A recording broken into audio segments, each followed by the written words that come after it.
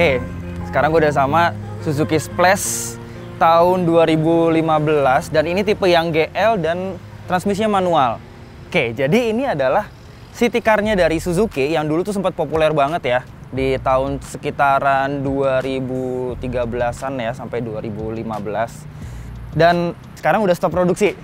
Sayang banget, makanya sekarang udah digantiin sama Suzuki Ignis. Nah, buat teman-teman yang lagi nyari city car, daripada teman-teman ambil LCGC, mendingan ambil ini. Ini mobil yang patut dipertimbangin banget nih. Karena pertama, dia itu jauh lebih proper dan lebih nyaman dan juga lebih asik dikendarain dibandingin LCGC. Sekarang aja harganya udah sekitaran 102 juta ya. Dan kalau teman-teman mau lihat unitnya, ini bisa banget langsung samperin aja di Karsam Puri Experience Center atau bisa langsung ke websitenya di karsam.id. Nah, buat tahu detailnya langsung aja simak video berikut ini.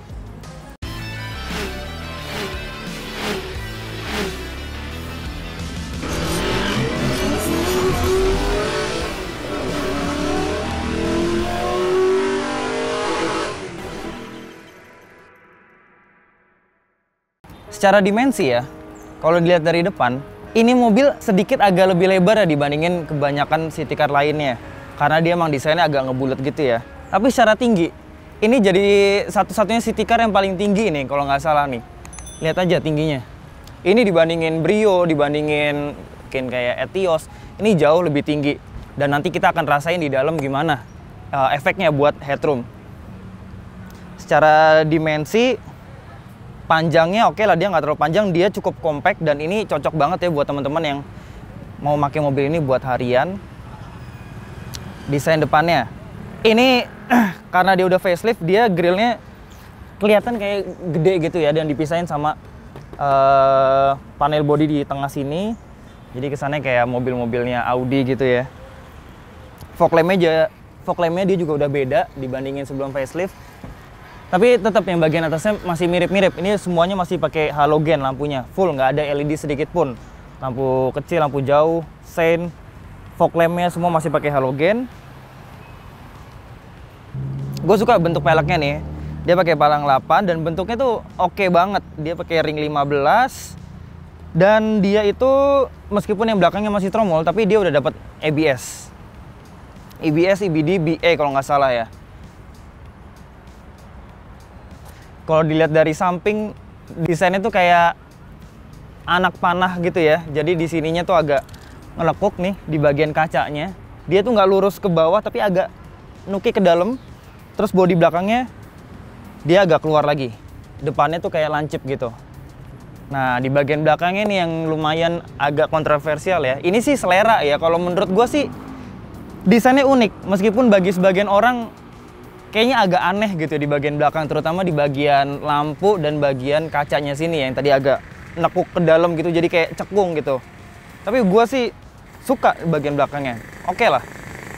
Cenderung nggak ngebosenin sih. Cuma sayang ya di bagian belakang sini dia masih polos banget, dia belum dapat wiper. Ini padahal kan harusnya jadi fitur standar ya, wiper itu wiper, belum ada defogger, belum ada spoiler juga. Dan ini juga untuk buka bagasinya, ini nggak bisa dari sini, harus pakai kunci, dimasukin sini atau pakai tuas di dalam kabin. Dan ini ada reflektornya. Di sini juga ada fog lampnya. Nah, ini fog lampnya juga bisa diaktifin kalau malam-malam. Kita coba lihat bagasinya ya.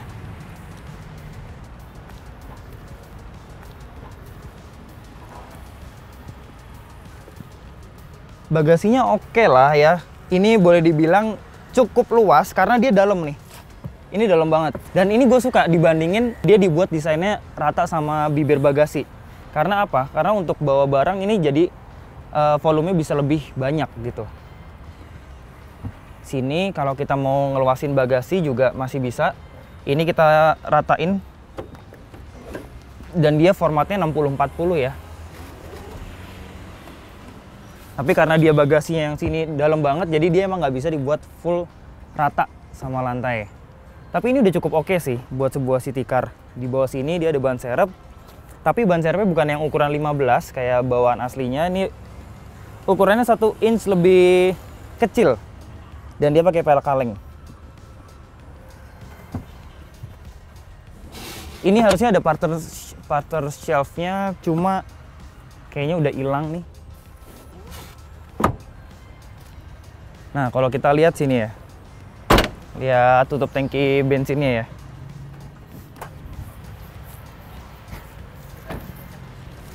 Nih. Ternyata dia butuh oktan yang cukup tinggi ya, 92. Jadi minimal harus pakai Pertamax nih. Agak sayang sih ya, mobil city car itu kan harusnya bisa dipakein dengan bahan bakar yang oktannya rendah gitu ya. Tapi nggak apa-apa. Oke, kita langsung lihat mesinnya aja. Oke, ini mesinnya. Dia udah dikasih peredam, bagus ya. Udah dikasih peredam untuk mobil kelasnya. Dan dia itu pakai mesin 1200 DOHC. Dia tuh punya tenaga kalau nggak salah sekitar 83 HP dan torsinya 113. Oke lah, mungkin di atas kertas tenaganya kecil ya. Tapi ini dia punya tarikan bawah yang responsif. Responsif banget, apalagi didukung dengan transmisi manual ya. Ntar kita bakal rasain dikit ya, gimana sensasi berkendaranya. Nih, dia udah ada modul ABS-nya nih, berarti kan udah ada ABS-nya.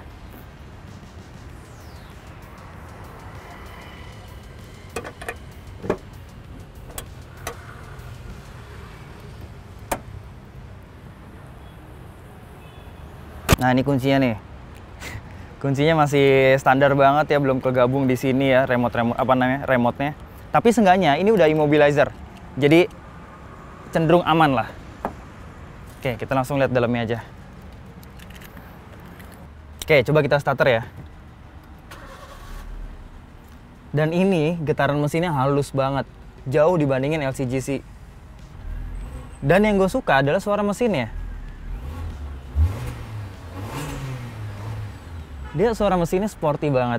Bukan suara mesinnya, suara knalpotnya. Kita coba denger di belakang ya.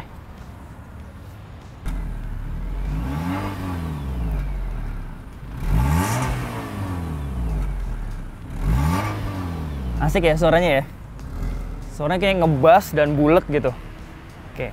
Nah, ngomongin soal interiornya, ya ini soal penggunaan bahannya sih nggak bisa dibilang bagus ya. Karena ini plastiknya tipis-tipis banget. Tuh. Ini kalau ditekan gini meleot-meleot. Tapi secara desain gue cukup suka nih sama desainnya. Karena meskipun dia kualitasnya kurang bagus, dia seenggaknya dikasih aksen-aksen silver kayak gini. Dan dia ini tuas transmisinya seakan kayak ngegabung sama dashboardnya nih. Dan dia posisinya juga cukup tinggi. Jadi ini ergonomis banget. Dan yang gue suka, ini yang nggak ada di mobil lain. Dia itu untuk takometernya ada di sini. Jadi kepisah. Ini sporty banget gitu ya kelihatannya. Dan ini jadi jelas banget kalau kita lagi ngeliat ke depan, lagi fokus. Ini jelas banget ngeliat takometernya. Di samping ini door trimnya, ya udah pasti ya dia belum ada material soft touch sama sekali. Wajar, tapi seenggaknya dia udah dikasih kain nih. Ini jadi poin plus juga di mobil ini. Dia udah ada handrestnya. Cuma soal joknya, ini jok kainnya itu busanya agak kurang empuk. Jadi ini kayaknya kalau berkendara jauh atau agak lama gitu pasti pegel ya. Tapi secara kontur dia bagus. Dia cukup lebar sampai ke ujung paha nih. Ini benar-benar bisa support sampai paha bagian ujungnya sini. Pengaturan joknya dia belum bisa diatur ketinggiannya. Dia cuma bisa sliding sama reclining. Dan setirnya belum ada tilt dan teleskopik. Dan ini menurut gua setirnya masih ketinggian. Ini posisi mengemudi gua ya. Ini setirnya masih cukup tinggi, jadi pastinya akan bikin pegel nih tangan. Coba aja dibuat agak turun dikit gitu ya. Atau seenggaknya dikasih pengaturan tilt. Nah, speedometernya ini simple tapi keren, kayak ala-ala Mini Cooper gitu. Jadi dia cuma bulat, speedometer aja udah. Di bawahnya ada, ini standar juga ya, ada trip, ada odometer. Dan ini ternyata mobil 2015 dia odometernya baru 39 ribuan. Pantesan ini interiornya maupun eksteriornya masih mulus banget. Dan di sini ada indikator jam juga. Fuel consumption nggak ada sama sekali. Di sini lampunya udah pasti belum auto. Ada fog lamp belakangnya juga. Wiper juga belum ada intermittent. Nah, cuma yang bagus di mobil ini ada fitur leveling buat headlamp depannya nih. Jadi bisa buat ngatur tinggi rendahnya lampu depan. Tombol fog lampnya juga di sini ada. Cuma ini begitu dipencet ya, ini panelnya goyang-goyang gitu. Jadi emang secara kualitas interiornya agak buruk. Setirnya juga ini polos banget, sama sekali nggak ada tombol. Nih klaksonnya. Klaksonnya lucu banget ya, kecil-kecil gitu. Nah, ini dia ada ininya nih, ada tempat penyimpanan di sini. Lumayan lah. Nah, head unitnya dia itu cuma bisa CD sama radio aja. Udah. Bluetooth belum ada sama sekali. Dan ini juga kalau misalkan mau diganti aftermarket ya harus diganti ini satu panelnya. Tapi keren sih. Gue lebih suka head unit yang modelnya kayak gini nih, kayak integrated gitu. Jadi lebih kesannya mahal dibandingin head unit aftermarket. Pengaturan AC-nya di sini juga ada ininya, ada heaternya nih, karena wajar ya mobil CBU biasanya begitu. Cuma dia emang belum auto sama sekali. Dia ada pengaturan untuk hembusan anginnya, ada pengaturan ventilasinya juga. Di sini ada lighter ya, dan ini transmisinya manual 5 speed. Di sini juga ada cup holder satu, di kanan kiri masing-masing satu, dan ada slotnya juga, itu slot buat penyimpanan barangnya. Di sini ada laci. Di sini juga bisa buat naruh-naruh barang ya. Dan ini yang gue suka nih, tadi lupa gue mention. Ini yang tadi gue bilang, dimensi mobil ini kan tinggi ya, makanya ini headroomnya kita bisa dapat luas banget nih. Jadi meskipun ini mobil kecil, tapi kita nggak berasa kayak sempit gitu loh di dalam. Ini berasa kayak lega. Apalagi ini kacanya juga gede banget ya. Jadi visibilitasnya oke. Di sini belum ada vanity mirrornya sama sekali. Di sini ada tapi belum ada lampunya. Ini ada lampu tengahnya, spionnya juga masih standar. Dia belum ada airbagnya sama sekali ternyata ya. Ini belum ada tulisan airbag, ini belum ada tulisan airbagnya, jadi bener-bener nih mobil masih fitur keamanannya masih minim banget. Dia cuma ada ABS, EBD sama BA aja. Udah, itu aja. Nah, di bangku baris keduanya, ini justru jauh lebih empuk nih konturnya nih dibandingin yang di depan. Jadi ini nyaman banget. Dan dia juga masih cukup lebar ya untuk mensupport paha. Ini legroomnya gue dapat segini ya, ini boleh dibilang nggak terlalu sempit, nggak terlalu luas juga. Jadi ini masih cukupan lah ya.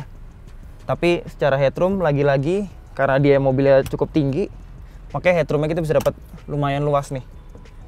Dan ini juga posisinya kayaknya fix ya, ini nggak bisa di recline sama sekali. Oke, ini udah fix sama sekali. Terus dia juga belum ada headrest untuk di bagian tengahnya. Kalau kita geser, di sini dia ada sedikit gundukan. Cuma yang agak ganggu di sini nih, di bagian konsol tengahnya ini terlalu panjang ke belakang nih. Jadi kalau pindah-pindah ini kita kehalang ininya nih. Nah ini di tengahnya lebih empuk lagi dibanding yang bagian sampingnya. Aneh ya. Wah ini sih agak nggak proper ya karena emang nggak ada headrestnya. Terus di sini dia ada slot buat ini naruh-naruh barang. Lampu nggak ada sama sekali di sini. Ya, lampu nggak ada sama sekali. Oke, habis ini langsung kita cobain aja sebentar ya gimana rasa mengemudinya. Ini spionnya dia udah elektrik ya pengaturannya ya.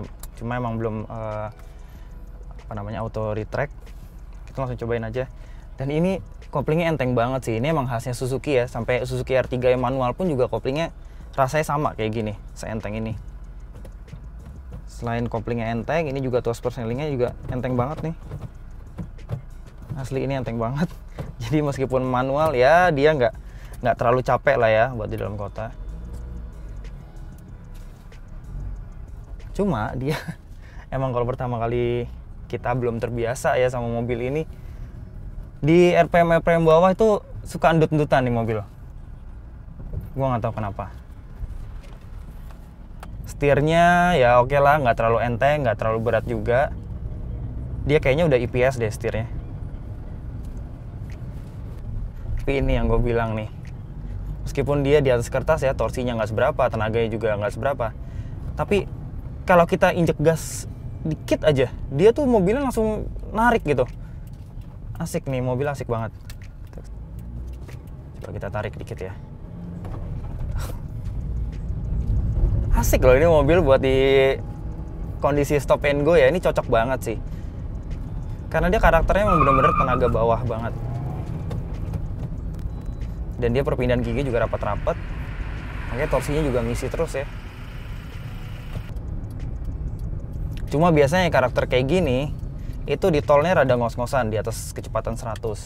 Tapi ya nggak apa-apa, namanya juga city car kan. Dan ini radius putarnya juga gue suka nih, kecil banget. Gampang banget buat muter balik. Oke, apalagi kelebihannya? Soal kekedapan kabin, ini yang jadi poin plusnya banget dibandingin mobil-mobil LCGC.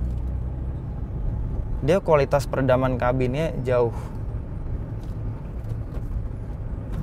Suara luar nggak begitu masuk, terus suara ban juga dia senyap, suara mesinnya juga nggak begitu kedengeran. Ini mobil oke banget sih. Nah, soal suspensinya gimana? Ini juga yang jadi poin plus nih. Oke lah, ini nggak bisa dibilang empuk kayak mungkin apa ya, city car kayak Nissan March, nggak sempuk Nissan March. Tapi dia udah cukup untuk ngeredam guncangan, dan karena dia nggak sempuk itu, dia handlingnya juga bagus.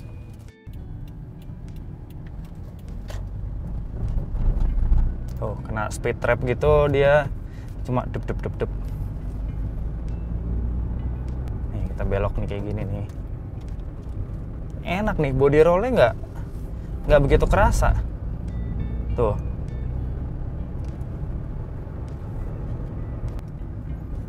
Ini kondisi mobilnya masih bener-bener oke banget sih.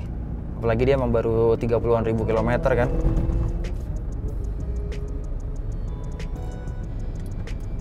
Oke, jadi sekian aja video dari kami. Buat teman-teman yang udah pernah punya Suzuki Splash, boleh tolong ceritain di kolom komentar gimana rasanya, gimana pengalaman memiliki ini. Dan jangan lupa untuk klik like, subscribe, dan sampai jumpa pada video-video berikutnya.